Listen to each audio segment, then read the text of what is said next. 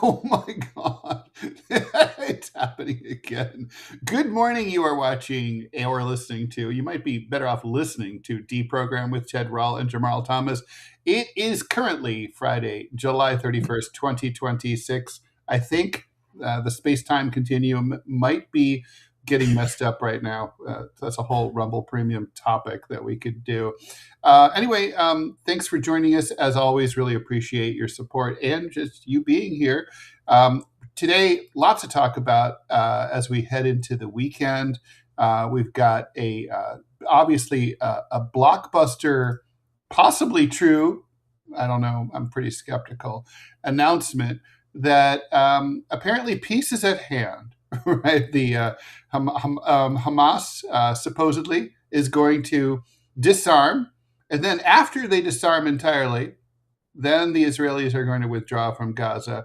I don't know. I mean, I don't smoke weed, but I think someone in the White House smokes a lot of weed.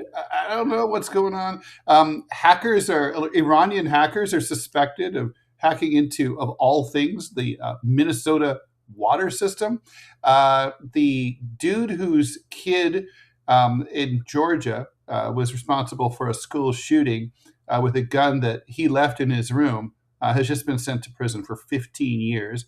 And for over almost 50,000, I bet by this point it probably is 50,000 migrants have surged into this weird little Spanish enclave called, I think I'm probably going to mispronounce this. Is it Ceuta or Ceuta, but anyway, from Morocco. It's a little bit of imperial Spain that remains in Morocco. And anyway, after the Spanish Supreme Court ruled that the Spanish can't kick out migrants summarily without due process, because Spain, unlike the United States, is a real country, these migrants from Africa or transiting through via Africa surged in, and it's created a massive crisis over there. So as always, if you have questions, please like, follow, and share the show. Please, if you have questions in the live hour, which is 9 to 10 a.m. Eastern time, please pipe them in. Producer Robbie West will put them up and we'll answer them. We really appreciate your paid chats, especially, but because we need money because we live under capitalism. And I'm trying to think what else. We might even have our own coffee sponsor soon, so we'll keep you posted. Really? On that. That would be great. Yeah, Robbie, come in and talk to us about that a little bit. Yeah, so basically what is going on, Jeff Dornick, friend of the show, he is the CEO of Pickaxe, and I was talking about the woes that I had because of my 1775 coffee addiction, and now I can no longer get it because it's just too expensive. And that's a sad tale of woe.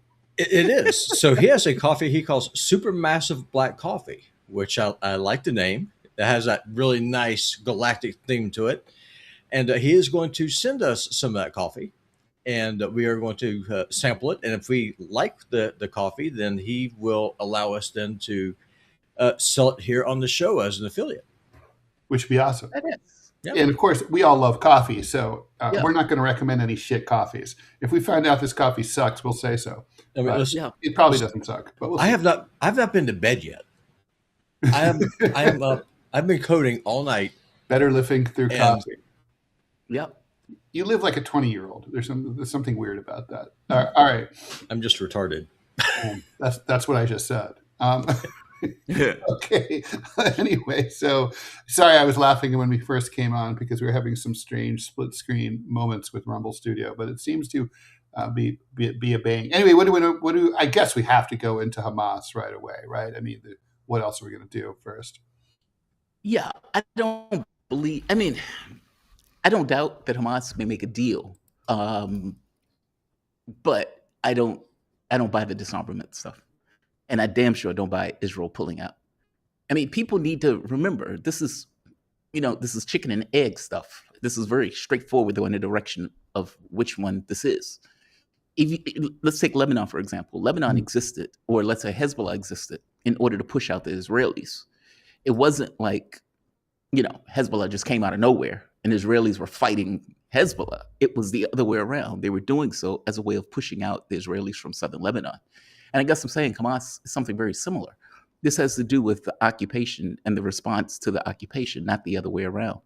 And so my point in saying that is Hamas giving up their weapons doesn't mean that Israel is going to leave, nor does it mean that Israel is going to stop the attacks. I mean, they just bombed tents at night yesterday. So I don't buy this premise that Hamas is going to make this kind of deal to disarm. Hamas knows this better than I do. They may make a deal, and they may make some kind of deal in order to try to get a better outcome for the area. But the belief that Israel is going to withdraw, I don't buy it. I mean, yeah, I mean, I also don't believe that Hamas, nothing that they've done so far has been really, really dumb.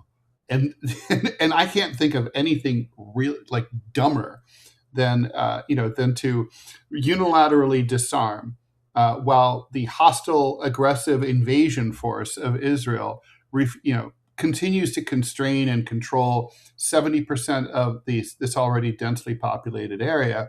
Yes. And they're running around with munitions and tanks and doing God knows what and bombing as they please. And you're going to disarm.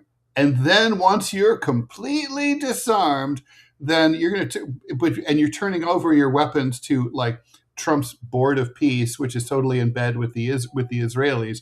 You're then the Israelis, out of the goodness of their cold little hearts, are going to pull out, and peace will reign, and doves will fly around. I mean, none of that's true. I mean, that's ridiculous. Like, no one would agree to this.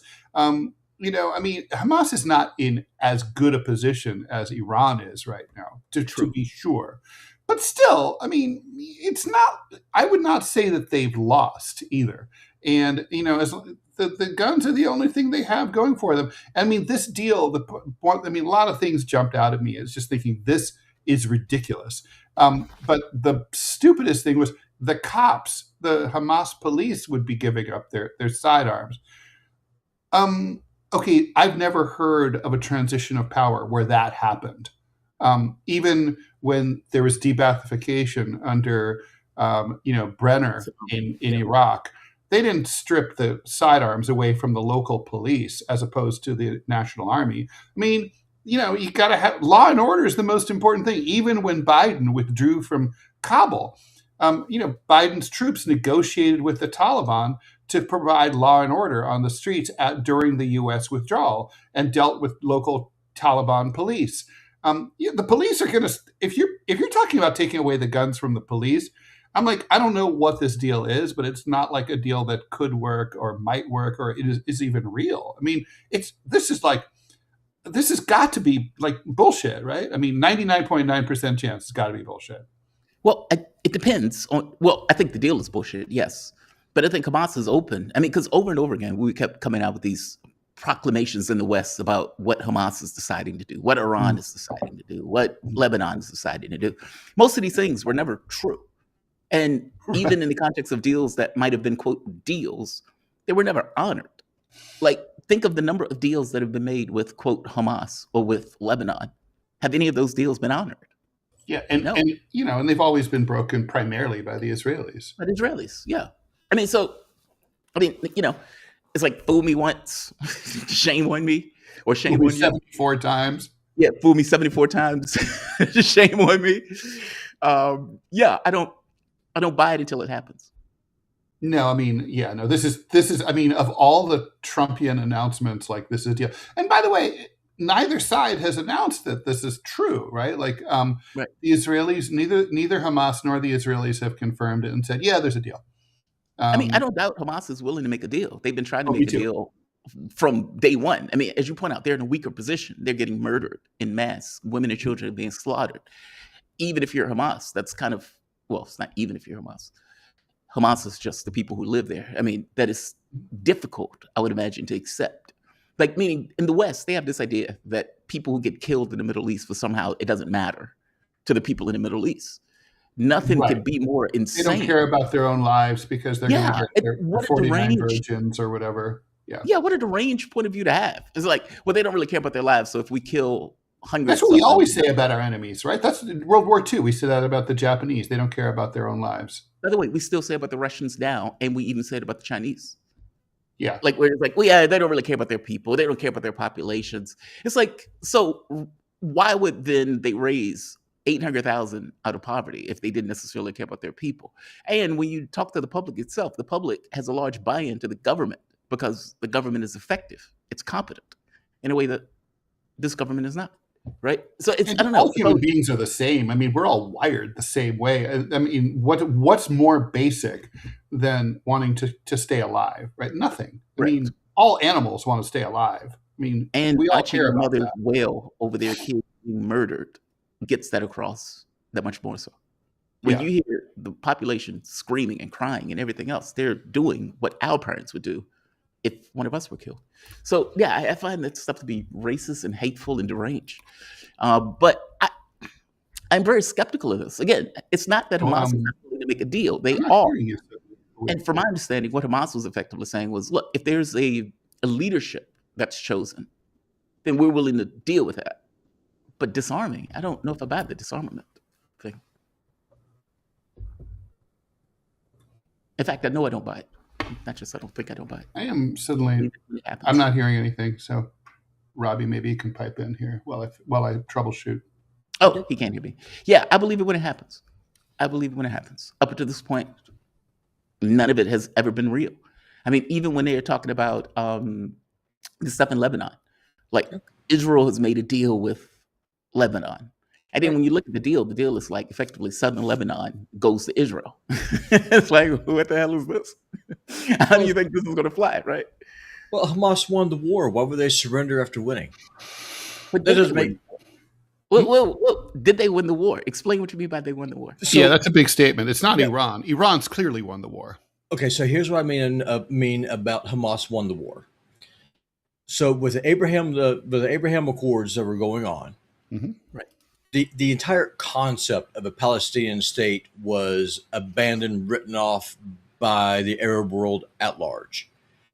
Hamas then went across the border, punched Israel in the nose, knowing exactly what was going to happen. They were counting on an Israeli overreaction that would then deliver worldwide sympathy to the plight of the Palestinian people, the fact that their land is being stolen, the fact that they are being genocided in a slow burn genocide for decades. Hamas did what it did. They knew it was going to be taking their licks. They knew that Israel was going to overreact, and we are where we are right now. We would not be having this conversation about a Palestinian state or about what's going on in the West Bank or what's going on in Gaza if Hamas had not done that.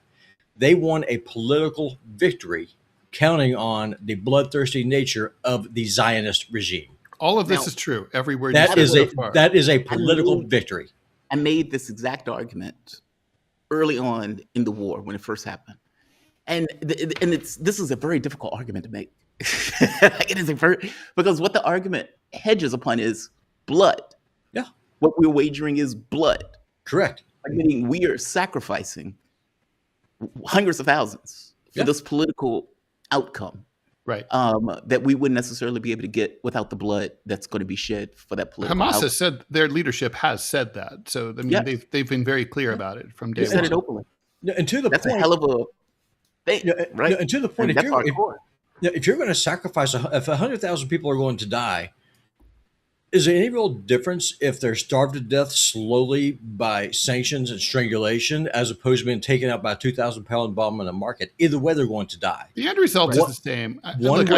One way gets news stories, the other way doesn't.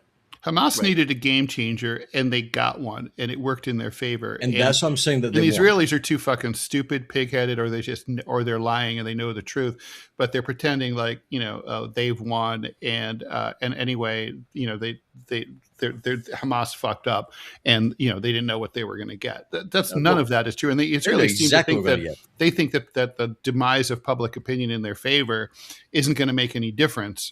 That's not true either. It's just going to, it might take a little longer than I might hope, but it's going to happen. It is happening right now. We're watching it. Yeah. Well, from their point of view, they're occupying 70% of Gaza, and they're going to expand further into it. They've occupied larger into the West Bank. By the way, I agree in principle with the argument that both of you are making. But from the Israeli point of view, they're occupying militarily. 70% of Gaza. Hamas is in a less clearly victorious position than They're worse off. I mean, the people are huddled in tents full of rats that are full of water. Like and Hamas is hiding in their tunnels. And Yeah, they're hiding in their tunnels, according to the Israelis. But you also have the situation of expanding in the West Bank and the killings that are taking place in the West Bank with the expansion in the Syria, the expansion in the Lebanon, like meaning from the Israeli position. If you're looking at it, you may think to yourself, hey, we're moving on multiple fronts, but that's very fragile. Well, so was the Battle of the Bulge at the end of World War II was the Nazis making an advance too, but it was a last final gambit, right? Yeah, well, at the end of the day, Hamas is banking on the Arab man on the street to finally step up and tell his government, stop being a whore, and defend our brothers and our sisters over here. Now, I want to make a JT argument. I mean, I think for Hamas, time is definitely on their side. Every day saps Israel's popular support around the world. They should be in no rush to make a deal. Well, here's Hamas. Hamas should be in no rush to make a deal. That Iran and the other resistance forces are going to become that much more, like meaning the fact that Iran is now hitting all of these bases in the Middle East. Okay, that's a new norm. Egypt. That wasn't happening before. 14 countries are currently involved in this conflict. And yeah, some of them are, the size of Manhattan, but still 14 countries. Yeah, being dragged in. And as Robbie pointed out, and beforehand, you weren't getting any of that. I mean, you were getting the Abraham Accords, which was this kind of Jewish supremacy thing in the Middle East. Yeah. Whereas now, this is a different model. Yeah. Right? And the thing is, a lot of people think about warfare in terms of who controls the ground at the end of a battle. That's not the point of a war. No. War is a continuation of politics by other means. It is a means to an end. And sometimes you got to pay a blood tax. And everybody seems to think they still make the fallacy of thinking that like death counts make the difference, right? Like if we kill more of you, if that were true, man, if that were true, we'd be sitting in Vietnam right now. Yes. If that were true, we'd be sitting in Afghanistan and Iraq and Somalia and all these other places that kicked our asses, right? And the Nazis would have won the war against the Soviets. True. That didn't, that didn't happen, right? Have any of you ever contemplated the idea that Israel did this on purpose, like in the provocation? Like meaning they knew Egyptian intelligence had given the Israeli government the idea that Hamas was going to have a raid. Mm-hmm. The Netanyahu government they knew for a year. The Mossad knew because there were social media feeds showing Hamas training for it with the paragliders and all that. And Israelis did shit about it. And so don't forget, it took 9.5 fucking hours for the IDF to respond to the kibbutzim, right? I mean, so if you're a Zionist and you're watching us right now, you shouldn't believe me because it's such an outlandish comment that you should go and Google it yourself and just see, is Ted Rall full of shit about this? But it's true. The New York Times reported it, 9.5 hours. Okay, I've been to Israel. You can drive the long way from one end of the country to the other in about 4 hours without driving the way I do. I mean, it's like really. Yeah, I'm sorry. The IDF deliberately did not respond to the attack, and they had a smart fence. They knew it was breached the second it happened, right? And attacking their own people, right? That's true too. Like many of the people that were the attacked Samson were directive by the IDF, and so and they weren't the Hamas eating babies. They weren't these rapes. They were systematic and everything else. None of that stuff was true. I mean, even the New York Times at great pains reported that wasn't true. And I'm using the New York Times because babies in the microwave, babies in the microwave, all that stuff is nonsense. Bullshit. But the point I'm making is, you can also make the argument that the Israeli government knew and used it as a provocation to do what they wanted to do anyway. Meaning, you can make the case that Hamas did this with this kind of political thing of thinking that the revolution was going to take place, but you can also look at it from the other side. Yeah, I think that's exactly what happened. Yeah. That the Israelis knew and just let it happen with the idea of this is their 9/11 moment. Yeah, where they could cast or their Reichstag fire or whatever you want to say. Yeah, mm-hmm. I think that what it was, and I could be wrong. I really do think this is what happened, and I think there's enough evidence out there from the social media posts, a lot of the people in the Knesset, and even Netanyahu himself, the bloodthirsty prick, talking about No, if the Palestinians are so miserable here in Gaza, they could always just leave and be refugees in Europe, maybe go to America, Yep. and then maybe they'd be able to come back at a later time. They would No. never be allowed to come home. It would They would be. never Well, be we allowed know to come that home. because there's never been a right to return granted since Exactly. 1948. No, of course not. Exactly. And so the Palestinians, they just hunkled down, and they're like, I was born here, I will die here, I am not going to leave. And the Israelis thought they could make life so miserable that they would just rush the Egyptian border, or the Red Cross would come in, and that these 2 million people would get airlifted to Germany, Yep. nuts to Europe, nuts to everything else that's going on there. We want to get these people out, and the Palestinians, to their credit and to show the heroism of their people and their race, said, "Fuck you, I'm not leaving." Wars go on a long time. They're protracted when both adversaries believe they have an advantage, and that's what's happened here. I mean, it's like Russia, Ukraine. Both sides think they have an advantage, so it's gone on a while. But to answer your question, that's why I said that. That's why I said that Hamas won the war. Israel said Hamas must be destroyed. Hamas still exists. The Palestinian people are still there. We are still having this conversation. By that definition, Hamas has won the war. Israel has suffered a major defeat. I agree with you. I mean, look, I think that because I think what you have to weigh, right? The Israelis, they wanted and they coveted land, and they also obviously know that they need public approval from the international community, and especially the United States, right? So their gamble was, we can do a big land grab and not hurt our international approval too much. Not so much that it's fatal. That was their mistake, I think. You think they thought that? I mean, okay, well, they had reason to think that. I think I disagree with you on both points. Go ahead. On the first point, the wars, when both sides believe they have the advantage, not necessarily. I mean, you could have a losing side. Ukraine, I don't believe for a moment Ukraine thinks it's winning. I just think Ukraine is not. I do. I think they do think that they're exceeding. They're beating the point spread. They're exceeding expectations, and they have a close relationship with the Europeans and the U.S. And they're international players instead of being like a literally what does Ukraine mean in Russian? Like hinterlands? I mean, the borderlands. Yeah, borderlands. Yeah. I think from their point of view, they think that. I don't think they're in control of their own affairs. I think most countries, if they didn't have the blank check from Europe or from the United States, would have easily have gone into negotiations up to this point. Meaning, it's the blank check. It's the Germany thing again, where Germany gives oh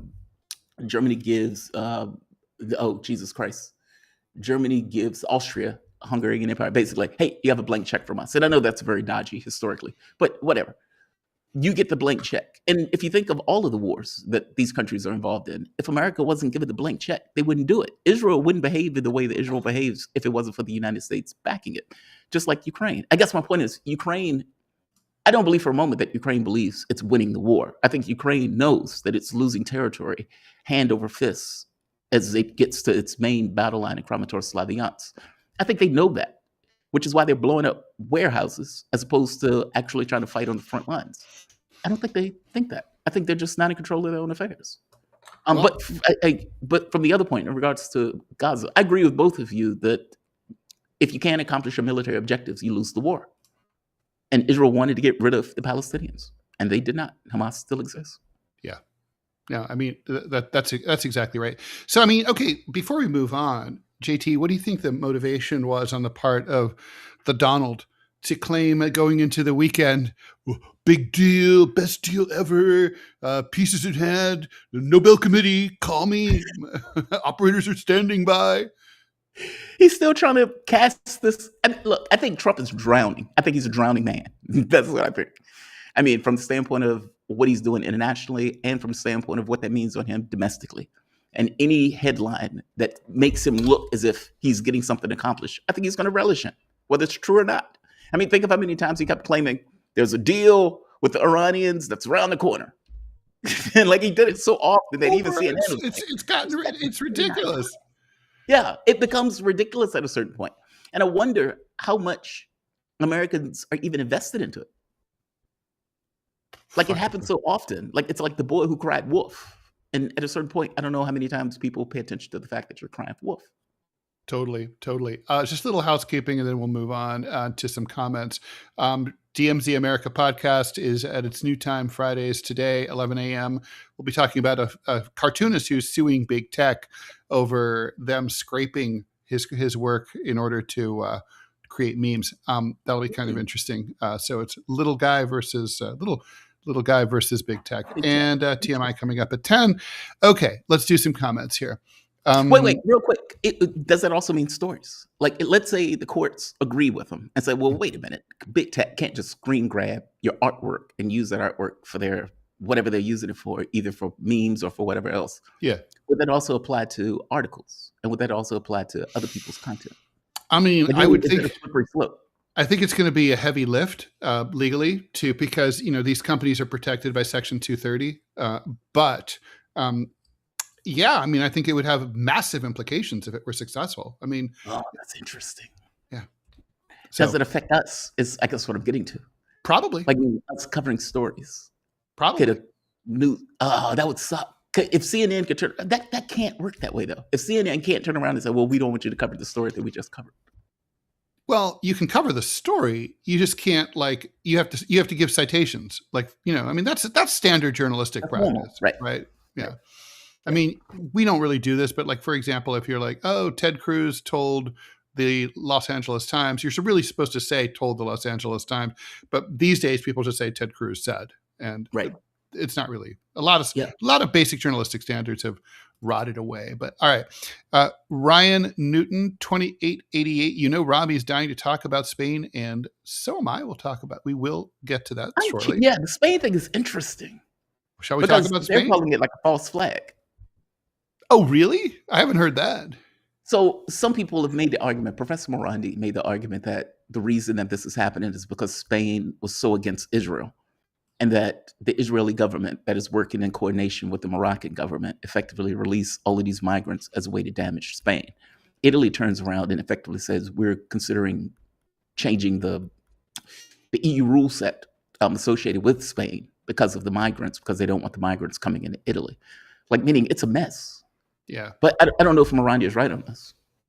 I don't know I mean, either. when you see a truck pull up and a boatload of people fall out the truck, and you're like, what the fuck is that? It looks so wild.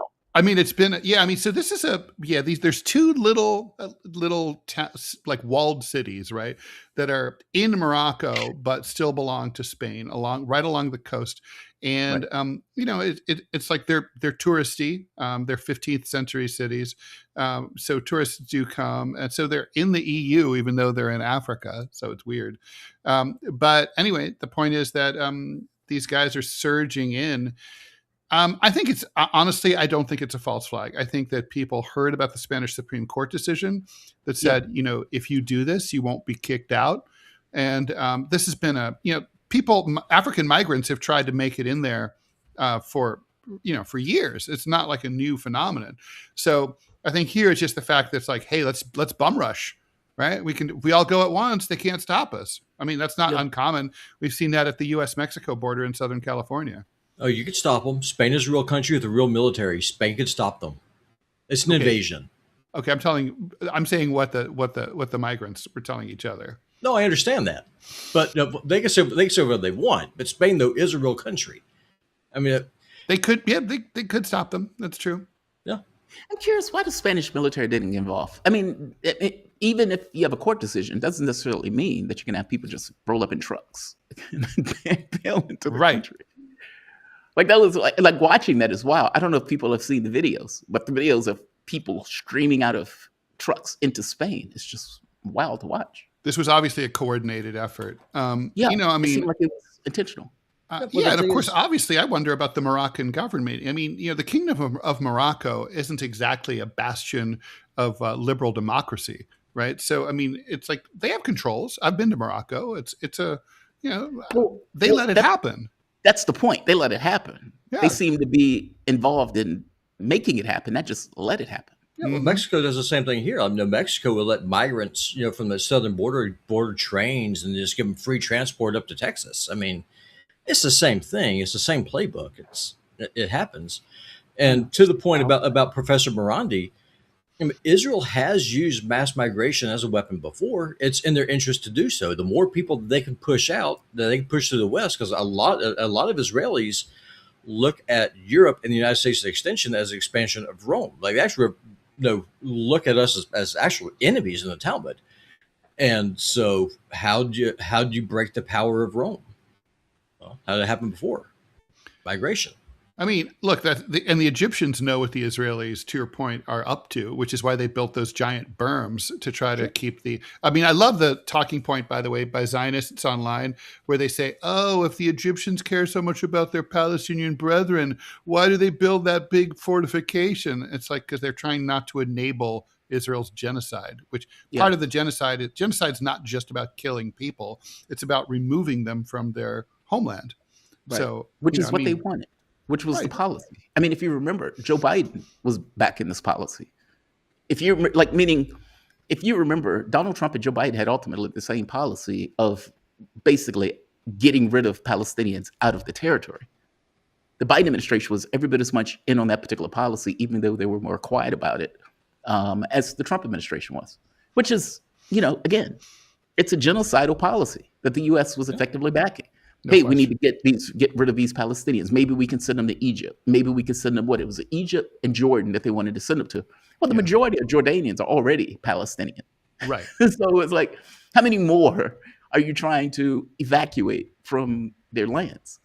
Like, it's just wild. And we were fully on board for that genocidal policy. Yeah. And the thing is that Spain economically is weak. It's fragile. There's no way that economically they could handle this. It would be like if we rounded up every migrant in California and dumped them in New York City. So here you go, Mayor Mondani, you're a sanctuary city. Enjoy.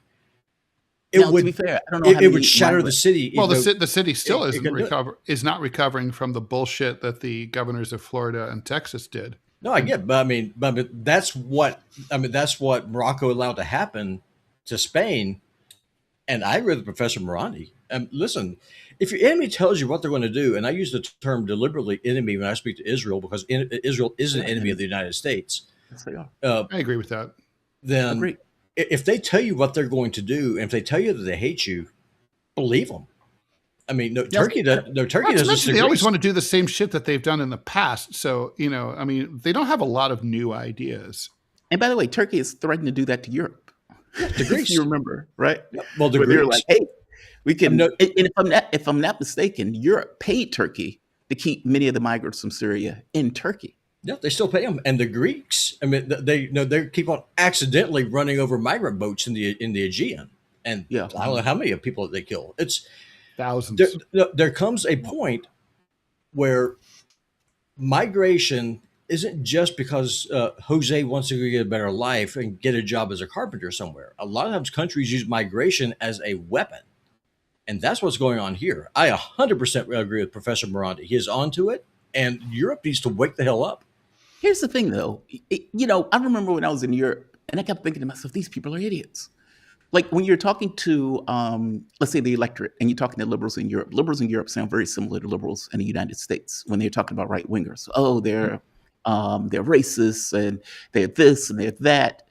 And when you kind of point out, okay, well, do you accept the basic premise of the argument about immigration being overbearing in Europe, which it is. Europe is not America. Like, meaning it's, when you're looking at certain crimes and certain things like that in various particular parts of Europe, and you're looking at the migrant population, there is a correlation between those things. This is not, obviously I'm not anti-immigration. And so when I'm saying this because it's true. At the very least, from my understanding, it's true. But the truth is hateful, JT. That's the problem. You're not allowed to say that, because that makes you a white supremacist and a Nazi and a xenophobe. Yeah, but I'm not. I mean, from my point of view, countries have a certain amount of immigrants that they can take in that is that balances the country out. Meaning, if you're talking about like Denmark, okay, Denmark is a tiny country. Denmark is going to have a limit on the number of people that they can bring into the country without creating problems in the country itself. And those problems, some of those things are just basically poverty of the migrants.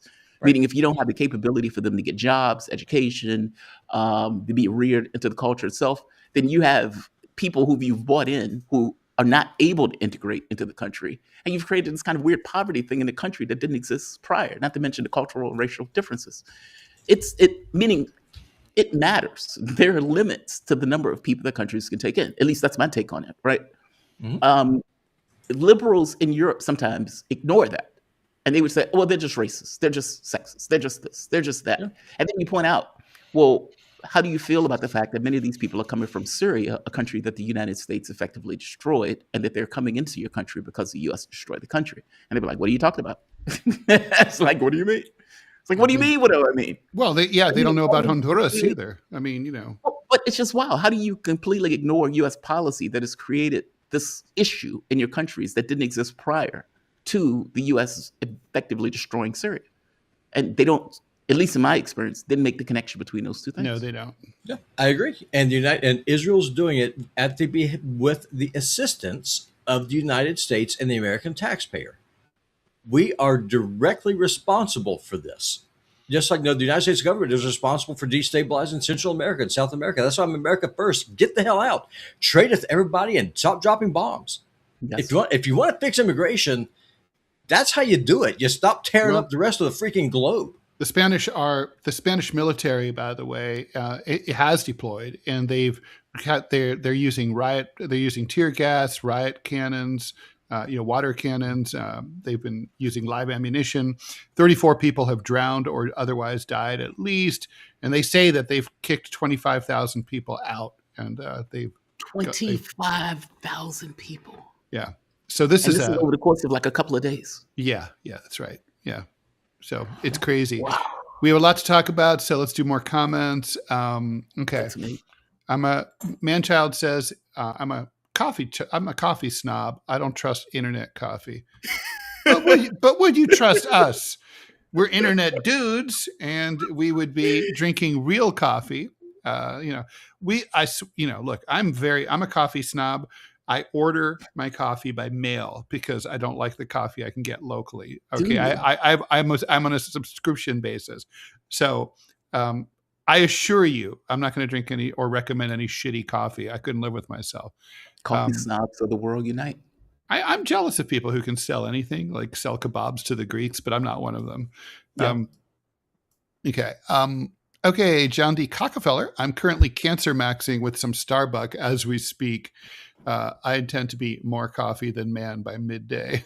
All right. Well, that's how science progresses. Coffee than man. Kilroy for President 2028 saw a propaganda video blaming China for the water hack. Demonization of Asians worries me for my partner and future children. I can say many of them are first-generation immigrants and love the U.S. Yeah, that's always, the China thing sucked.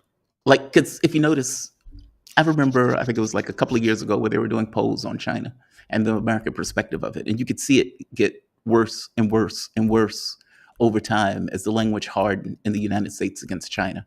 The China virus. China is doing this. China is doing that. They're taking our jobs. They're taking our cash. They're stealing our technologies. Mm-hmm. Like, meaning that stuff affects how the American population sees us, not to mention when you add in media who amplifies whatever's coming out of the White House or whatever's coming out of from the standpoint of policy. I mean, even if they don't like the White House, they still have American policy that the U.S. media amplifies. And it's usually demonization of anybody that we don't particularly like, whether it's China, Russia, Iran, et cetera. Mm-hmm. No, it's well. Remember in New York City, like when Trump was at peak China virus, homeless people got it into their deranged little heads that they needed to push Asian ladies off subway platforms. And there was a whole spate of that, right?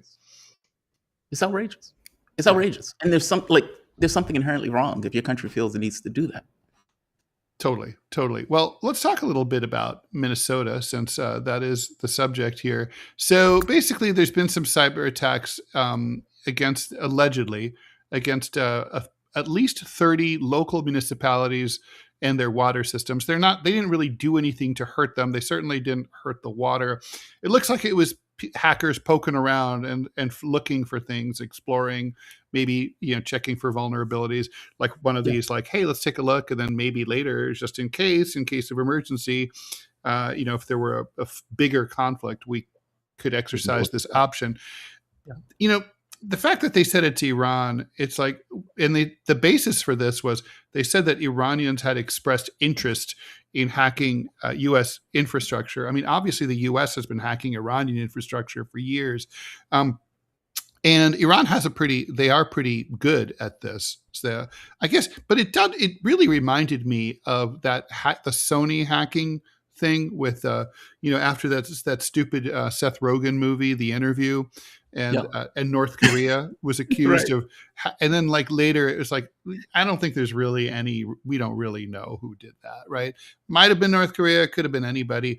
And like, it's hard to tell. I mean, a lot of times when you hack in somewhere, you use bits of code that you pick up from other places in order to try to, make it look like someone else did it, right? To try to throw them off the trail. And the truth is, it's all digits, right? It's fungible. Everything is just typed. So everything can be cut and pasted and erased, right? It's like, there's nothing, it's not like examining a piece of paper or, examining a piece of videotape, physical videotape. You don't have physical evidence that you can look at. So cyber, I guess what's the word I'm looking? Cyber forensics are just not that reliable. This is a lot of pulling shit out of your ass. It is. No, it really is. I mean, think back to the thing that got Julian Assange on the hook more than anything else was when he released the CIA hacking. I think it was the CIA hacking tapes or hacking files. But basically, it was talking about how the CIA can go into systems and leave digital footprints of other people. So imagine like having hacking tools where you go in and you leave footprints or fingerprints as if it was the Russians. And you would say, well, that's a Russian hacking technique. Okay. It's a maybe. Yeah, maybe, right? It's like you've copied something else that somebody else did in order to point the finger at them. And you can do that, right? And basically, these are tools that they have in their toolkits. Okay, well, if the CIA has it, then you can imagine other countries have it. So who the hell knows who was responsible for it? You can say it was the Iranians because you're at war with Iran, but it doesn't have to be. And it doesn't even have to be a state actor.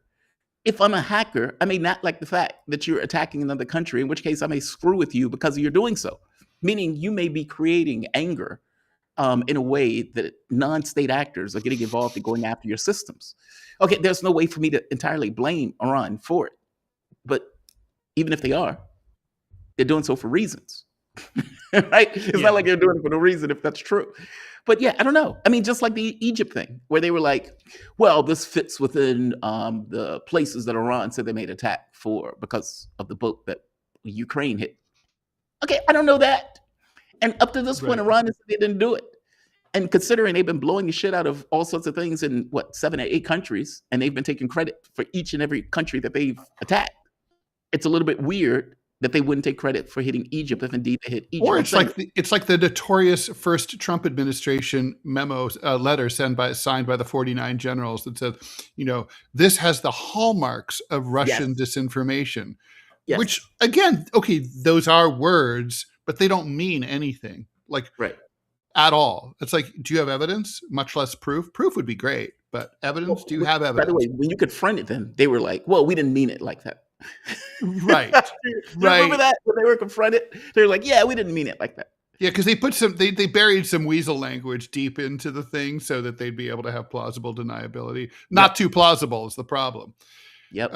By the way, Abdul Saeed, there's an Emerson poll that has him in the lead of what's her name of the Democratic. Oh, so that's new. Yeah. Let's see. Let's look up. So this is the Michigan race, of course. Between. I'm sorry to switch. I just wanted to get it while it was in my mind. It's good to know. Like whatever we talk about it. We talk about anything we want here. Okay, so I see the Emerson poll. Oh wow, yeah. No, this is dramatic. So they got about like 15 points. Yeah. So they do currently now in the Real Clear Politics average of that's been updated since with some polls that go back to the middle of this month, mainly from about the 14th to the 29th of July. I mean, that's just 2 days ago. Saeed's like up 13, 16, 10, 15, 14 for an average of 10.2. Stevens was ahead as of, earlier in the month by 7. I wonder if it was the debate. I'm going to break some brains. Well, she looked so fucking stupid. It was unbelievable.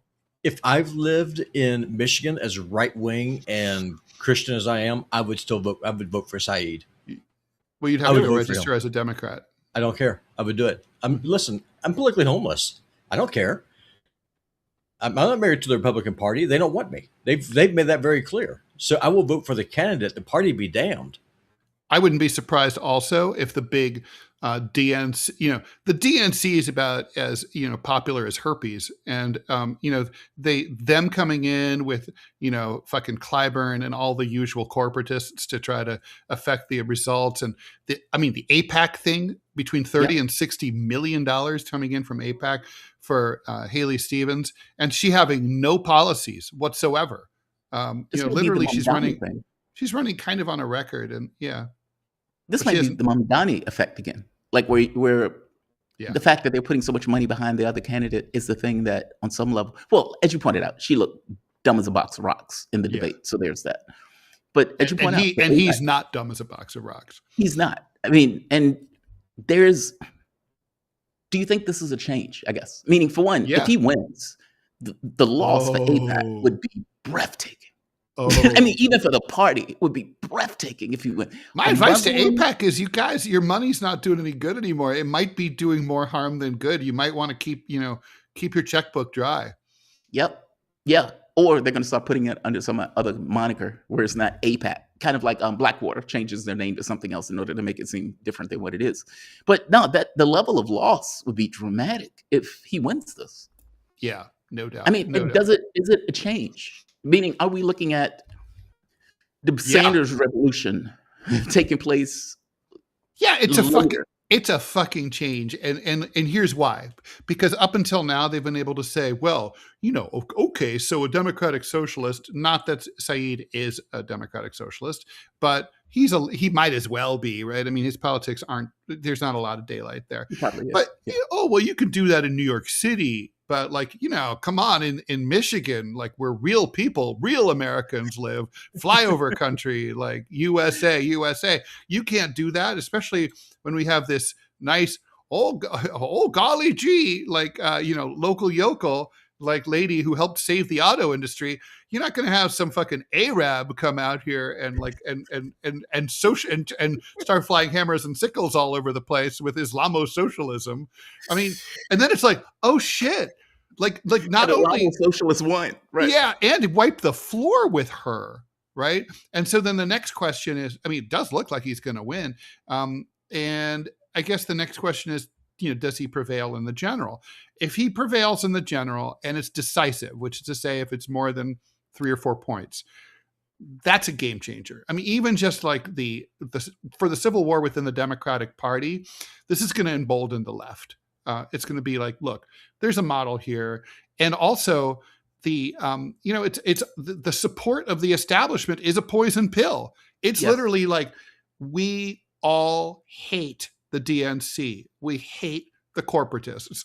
We hate, and we don't like the, and we will vote for someone we weren't sure about because we hate you so much. It's the Mamdani That's how thing. Trump got elected. Yeah. If you think about it, that's how Trump got elected. The center failed. The wings started getting weight. You get Trump and you get Sanders on the other wing, meaning the public was fundamentally looking for something different on both sides. And the more honest race would have been Trump versus Sanders. Absolutely. It would have provided a real alternative. I mean, it was a real test. Once you had Trump versus a corporatist, I mean, of course Trump was going to win. Trump was going to win. I mean, look, and honestly, Joe Biden did not win in 2020. Donald Trump lost in 2020. He threw that election away by acting like a fucking madman in the middle of an international health crisis. And I never understood the way he behaved. Operation Warp Speed was his thing. I've always said that President Hillary Clinton would have never done that, never moved as quickly, would have been like, well, we're not going to have a vaccine for 5 years or more. So, I hope everything works out. That would have been her cautious approach. He gambled, it paid off, and then he ran away from it. If he hadn't done that, he would have been reelected. So the whole thing is, it's kind of like, Democrats should not have patted themselves on the back over 2020. They didn't, they fucked up. And then look at what happened. Ultimately, they paid a ruinous price in 2024. We got a really generous donation, Jamarl, from Waterways. Thank you so much for $50. Wow. Great way to end the week. Thank you, DeProgram, for another great month of shows. Have a great weekend, everyone. You too, Waterways. Thank you for that. And John D. Cockefeller, thanks for the $5. Always a supporter of the show. If there's a mechanism by which we can actually suggest guests for DeProgram and TMI, I'd love to see Cory Doctorow with the Fellers. Yeah, I mean, I kind of know him. His piece on use of AI to minimum maximum wage discrimination is very interesting. Robbie, I think I have Cory's. Cory Doctorow? Yeah, I think I have Cory's number. Yeah, I'm not sure if we do, but to answer this question, I have set up a new email address, and it's just for this, just so that way stuff doesn't get lost, just all the messages that I get. Huh? You don't want to do this one? Yeah, if we do that one. Okay. You said Cory Doctorow has a piece on, what would you call it? AI? It sounded interesting. That's what I'm asking you. You said AI. It's AI to minimum and maximum wage discrimination. No, what is that one on? To minimize, and I don't even know what that means, but yeah. Fair enough. Anyway, if you want to drop a line to the show, deprogrampodcast@gmail is the place to do that. But we will set up an inbox that Robbie will monitor, because I have to admit, I never go look at the Gmail. And then I'm like, oh, shit, I should have looked at that. So, well, it's just, there's just a ton of stuff. So if someone needs to get help just quick, Robbie at westglaciermedia.com. Mm-hmm. That's going to be the best way, because it's only for people here on the show, like, period. So if y'all need me, that's the best way to get it. And, yeah, because we are looking for guests, looking for ways to just kind of just get more people on here, and it'll be more entertaining, more fun, hopefully more educational in a good way. Education, not indoctrination. Education sounds so fun. No, actually it is. P.W. Walker, thanks for the $1. We didn't pull out of Lebanon for Trump. You think we'll pull out of Gaza for Amalek? BB. Right. Yeah. Yeah, true. True. All right. So, I mean, they didn't pull out. I mean, they're still in Lebanon. In fact, they're trying to go further. They've been blowing up communities like as recent as yesterday. Oh, so here Vincent brings up an interesting point. He says Abdul is not a solution, though. Abdul is the progressive candidate in Michigan for the Senate race. Another sheepdog into the corporate colonialist party. 2028 should be third parties, because both have shown absolute hatred toward the people. Look, I agree. I don't think the Democratic Party is redeemable, and I don't think the left should have anything to do with it. But is this a meaningful moment? Yeah, because it's what it reflects. It reflects popular dissatisfaction among mainstream Midwestern American voters with the corporate, pseudo left. So, yeah, I mean, I think it matters. Yeah, I think it matters too. I think people are looking for a solution, meaning it's indicative of something. It's not the typical corporatist that is usually having the entire machinery behind him with the money and everything else. If Saeed wins, that process has failed. Like, these guys have drunk, $30, $40 million into a race, into a primary, no less, in order to stop the guy.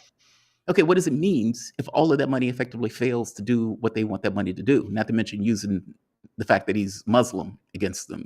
Like, all of this stuff is effectively that he's a socialist. They're hitting him with pretty much anything in the kitchen sink. Even when he's going on TV and asking him, like, should Israel have a right to exist? Like, they're asking him questions like that, right? Like, they're hitting him in a particular way. Right. If all of it fails, what does it mean? Especially in the context of the races that took place, like in New York, with Mamdani and some of the other people who were running for Congress. I don't know. I think it means something. Whether it's not a revolution, but it means something. It's not a revolution. Yeah. And not to mention, it's coming up on a string of corporatist failures within the Democratic Party. I mean, the Democratic Party has no money, right? The DNC's in $2 million in debt. Trump has $500 million in cash. I mean, come on. It shows the unhappiness within the party. Ken Martin's on the way out. He's supposed to be DNC chair for another 3 years, but he doesn't think he'll make it. Nobody else thinks he'll make it. Okay, so let's see. There was one other thing that we needed to discuss, of course. Oh, yeah. So there's this school shooting in Georgia. A couple years ago, a kid named Colt Gray, that was his name, went to basically took an AR-15 that his dad had left in his room, and went to school and shot and killed a bunch of his students. So there was a kind of a landmark case. The dad, who by all accounts was a worthless, drunken, drug-addled piece of shit and a terrible parent, alongside the terrible mom, basically was found guilty of second-degree murder for knowing that his kid was suffering from psychological problems, was obsessed with school shooting, and nevertheless leaving a gun easily accessible to him, which was then used to kill all these people. Look, I get the theory of the case. Shitty parent allowed this to happen. It reminds me a little bit of Newtown, right? The Sandy Hook shootings, where the stupid fucking mom also gave like guns to her crazy, insane, like knowingly crazy, son to go and kill a bunch of little kids. And so obviously if you're a parent of one of these kids, one of the victims, obviously you want everyone who's responsible directly or indirectly to be held accountable. I get it. On the other hand, there's something about this that makes me uncomfortable, which is, to what should negligence, even negligence that has incredibly the worst possible consequences, should it land you in prison for 15 fucking years of your life? I guess I don't know. I'm going to say yes. It depends on. It's gross negligence. It sure right? is. You're leaving. Yes. I remember when this case first took place, and I feel some kind of way about it also, because as bad as the parents were, the parents didn't have in their mind that the kid was going to take a gun and go murder a lot of people. No. By the same token, the kid did go and murder a bunch of people based upon the parents' actions. I don't know. This one is difficult for me. The catch becomes, how gross does negligence have to be for somebody to be put in prison for a very long time? Yeah. And is it foreseeable from the parents' point of view that the kid was going to take the gun and go and kill people? And does it matter that it was foreseeable? Meaning, is it just that the parents left their gun with the kid and that kid ended up creating a whole thing? And so the chain of events was the parents should have been more careful with their gun. Is it that? Meaning, let's say the parents threw the gun outside in a dumpster and somebody picked up the gun and go kill somebody. Okay, would they be negligent? That's like the Hunter Biden thing where he threw his gun away in the dumpster. Yes. Now, if somebody, as opposed to the bodyguard or Joe Biden getting that gun, if somebody else got that gun, killed a bunch of people, and they attributed it to the fact that Hunter Biden threw it in a dumpster, should Hunter Biden be negligible for gross negligence, homicide? That's tough. I agree with you. That's tough. That's a tough It's one. not open and shut, right? I guess I don't really have a problem with the theory of negligence in general. I think that, like, if you leave something as dangerous as a firearm lying around where it's not supposed to be, where any asshole can get to it, and you happen to live with a kid who is deranged, then probably, obviously there's a credible case to be made for negligence here. So let's say it was, but 15 years is a long time. There are people who've raped people and didn't go to prison for that long. Yeah, but the issue is death. As the gun owner on the show, I have no problem with what happened to the dad. By the way, I own guns myself. I used to own a shotgun. I used to go out shooting all the time. I enjoy it.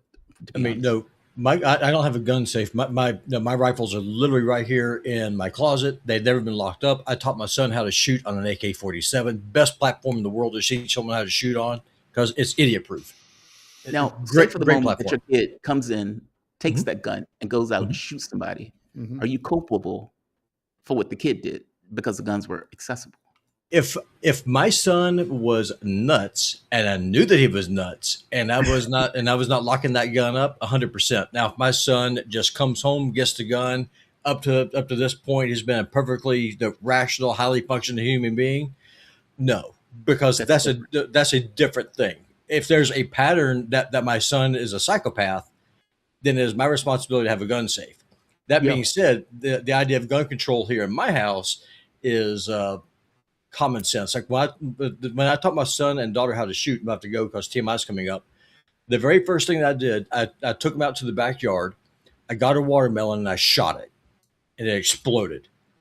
I said, you need to understand the power these things have. If you shoot your brother, your sister, or somebody else, that's what happens. You can't fix it. And that imprinted on their minds. That is a very visceral image. It starts up here. What if the parents left the gun out and a baby shot itself or shot another family member? Then what? Like, would the parents be culpable? 100%, because that's negligence at the highest level. Like, if I leave my Jericho 941 on the end table and a toddler comes in and shoots himself or somebody else, 100%, because that gun is on me. But that's my point about the gross negligence thing. Like, aren't those things the same?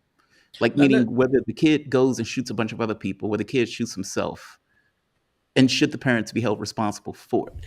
I mean, the gross negligence thing feels like it's on some level necessary. The other who kids were shot are going to be out for blood, and doesn't there have to be a consequence for it? And does a consequence land with the parent or with the kid? Guys, we're over. Tell you what, invite me on your show later on, and we'll talk about this. Okay, we will talk about this later. Thanks, everyone, for tuning in. TMI coming up right now. Tune in 59 minutes for Scott Stantis and I on DMZ America podcast. Have a great weekend. See you later, JT. See you soon, Robbie. Bye.